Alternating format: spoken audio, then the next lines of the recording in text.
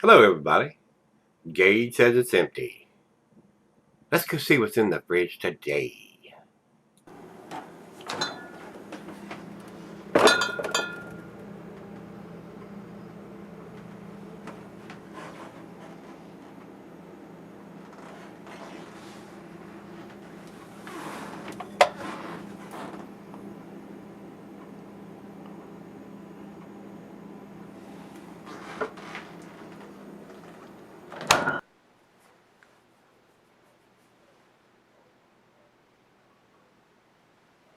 Hey, everybody. Welcome to Gregsbeerreviews today. I do appreciate you stopping by. Looky here. This is Dogfish Head's 120-minute IPA, guys. I am not a fan of this beer. I've reviewed it several times, a side-by-side on a 2011 and a 2013, and I think I did a 2018. People are saying, oh, you got to sell it for this many years or that many years or whatever. This is a huge beer at 18%. Do you need an 18% IPA? Probably not. To me, does it taste like an IPA? Definitely not. It's more of a it's boozy. It tastes more like a liquor to me with the booziness. It does not taste like an IPA to me. So I got all the beers out of the fridge downstairs and the closet, and everything is stuffed into the fridge up here. And we're going to review them. There are a bunch of lambics that I've had for a long, forever time that I bought when I first got into brewing beers and reviewing beers, and they've just been sitting there. Probably some of them are 8, 9, 10 years old. So hopefully they haven't gone bad. They tell me lambics don't go bad, even though they're usually fairly low ABV beers. So we're gonna find out. If they're bad, I'm gonna tell you they're bad.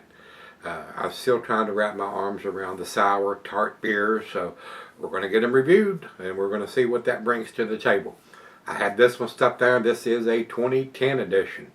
I've had it 10 years. This is 2020. So we're going to find out. The level of the beer is into here, so I don't know if we've had any kind of evaporation or whatever, but this is a 2010 edition.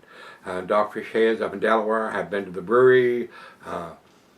They have a nice facility. They were expanding when I was there years ago. So we'll see what it brings to the table.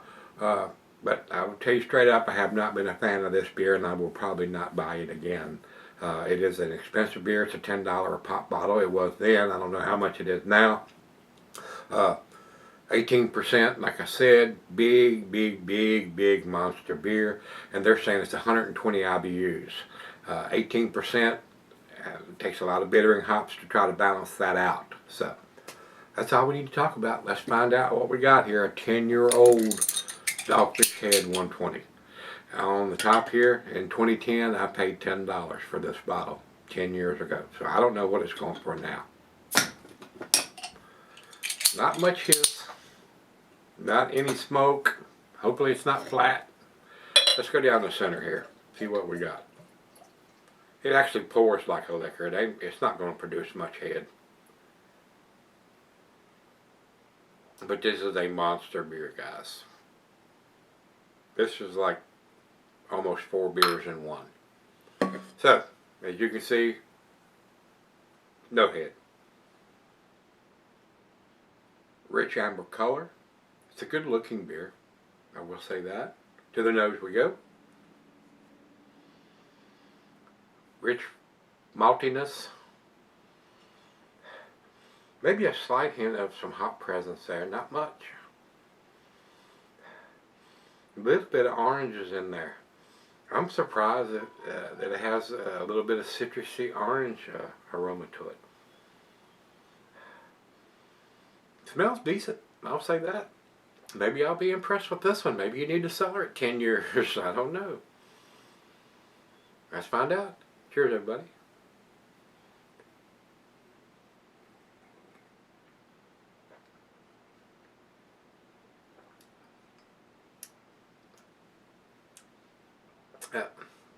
To me, right now, it's tasty. I will say that, it's tasty. For 18%, the alcohol seems to be fairly well hidden, as much as an 18%er can be. This one seems to be the tastier of all the ones I've had so far, so maybe you need to cellar this beer. Maybe I need to cellar this beer for 10 years if I'm going to drink it. I don't think it's quite as boozy as the ones that I reviewed before were. And I think it has a nice, sweet tasting. It does not taste like an IPA to me. It tastes more, I don't know what to say. It's a big monster beer that this one seems to have cellared very, very well.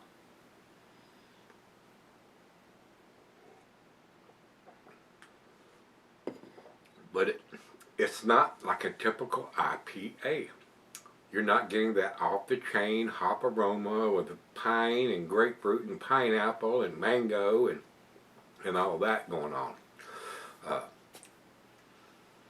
I don't know, since Dogfish Head has merged with another brewery now, I don't know if they're going to continue to do these beers. Maybe they will. I don't know. Right now, this probably has been the tastiest one that I've had so far, out of the 2011, the 2013, and the 2018 that I've done. So, but it is a big, I mean, if you're expecting a big off-the-chain hop aroma, it's not there, guys. If you've had a Dogfish 60-minute, more IPA notes on that. Then you get to the 90-minute, more maltiness there, not so much of the big time hop aroma. And then the 120 is even more maltier, but a lot more ABV. So it's a tasty beer. It'd probably be a great final beer of the evening if you wanted to drink an 18%er, which is a huge monster ABV beer. And if you are drinking a Dogfish 120, no matter whether you're at a bar or a brew pub or at the brewery, or please don't think you can drink one of these and drive somewhere. You will be in serious jeopardy if you go through a road check or a license check or a DUI checkpoint with just one of these beers. So, it's the end of my public service announcement. Drink responsibly, guys. Don't want to see you get hurt, get a DUI, or hurt any innocent people. To me, it's more like a liquor to me, like like a Sam Adams Utopia or something. Not quite to the magnitude of those ABVs, but still pretty big beer. 18%. A lot of alcohol in one beer. So let me sip on it. We'll come back and give it a grade. Alright guys, I'm back. I've been sipping on it close to an hour now. To me, this is probably the tastier one now that I've cellared it for 10 years as opposed to the 2011, 2013, 2018 reviews that I did. If you're expecting a big IPA, big hop notes, it's not there, guys. It's not there. This does not remind me of an IPA, and that was my biggest fuss then, and it is still my biggest fuss now. It does not taste like an IPA. I mean, it is not hop forward. It has not got a big hop profile. Those beers did not, and this beer does not. Even though, now that this one is 10 years old, it is more tastier to me than the 2011, 2013 side-by-side that I did, and the 2018 that I did back then. If you're looking for a big alcohol, knock your face down in the dirt beer, this will do it. I mean, it's an 18%er. And most 18%ers will do the same effect. Whether it's an IPA or a barley wine or a bourbon barrel stout or porter or whatever. If you're wanting to drink an 18% beer and get shit-faced, this will do it. So, to me, guys, I do think this one is a little tastier than what I've had before, being aged 10 years. But should you have to cellar a beer for 10 years to be drinkable? I'm not a fan of this beer. I'll be straight up honest with you guys. Dogfish Head makes some tasty stuff. Some of their stuff not so tasty to me. And people's palates and taste are very different, just like everything else in this world. If you want to drink an 18% beer and catch a buzz or whatever, this will get you there. But as far as an IPA, which this beer is supposedly a 20-minute IPA, that's a 2-hour brewing process. It's more malty than hoppy. It is huge at 18%, but it doesn't appeal to me. It is well made, but I don't think you should have to buy an 18% beer. I mean, if you want to get shit-faced, buy some malt liquor. I mean, that'll do the same thing, and it'll be a whole lot less expensive to buy than what this is. But that's just my opinion, guys. So I think this is probably the better one of the other three that I've reviewed, because I've sold it for 10 years, and it doesn't seem to be as boozy as what those beers were. But should you have to sell a beer for 10 years? No. Final cup.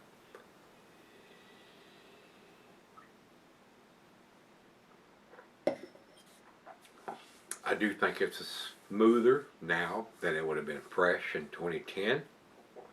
It is still boozy. Not as boozy. But it's an 18% beer. I mean, is that really a beer? It's almost like liquor. So, it's your judgment, guys. Don't base on what you're going to buy or what you'd like to drink on what this old man is telling you. This is not something that I will probably ever purchase again. It is not what I'm looking for in an IPA. And the New England style IPAs blow this out of the water. Gone. I want to taste those hops, and you're not going to do that with this beer. It's just not there. It's not going to do it. Nada. Zip. Nada. So, but I'm going to give it an 8. 90 for me on this one, guys. Over to Beer Advocate, they say 93. And over to Untapped, they have it at 4.4. Good numbers from Untapped. So a lot of these guys that are posting reviews or grades on these sites like that 18% alcohol. I mean, it's getting them shit-faced. I mean, that's the only thing I can say from it, but I am not getting any IPA characteristics, or not much. Maybe a little bit of citrusy notes or anything like that, but it is super malty. It is super heavy and boozy. Not something that I will probably ever purchase again, being as pricey as it is. I would much rather buy a bourbon barrel aged stout or porter as opposed to paying $10 for a little 12-ounce bottle of this. Just me. If I want to drink something more boozy, I'll buy some liquor. So, it's just my opinion though, guys. It's just what it is. A lot of people absolutely adore, love this beer. I am not in that crowd. So, but for an 18% that is brewed very well, and this one being a little tastier than the fresher versions, just my opinion. Just my opinion. So, like I said, I'm that way on a lot of other beers, like the Southern Tier Pumpkin. A lot of people absolutely adore that beer. Can't wait to get their hands on it and buy a bunch of it at a time. I'm not a fan of that either. It all depends on what you want to drink, what you like to drink, and it's just like some people like Coke, some people like Dr. Pepper, some people like Pepsi. What you like to drink will determine what you want to spend your money on. This one does not appeal to me. So, it may appeal to you, and if it does, so be it. Buy a bunch of it. Take your $100 bill in there and buy 10 of them. So, with that being said, this is a 2010 edition. So if you've had a 2010 edition recently, let me know what you think. If you meet again, let's go see what's in the fridge.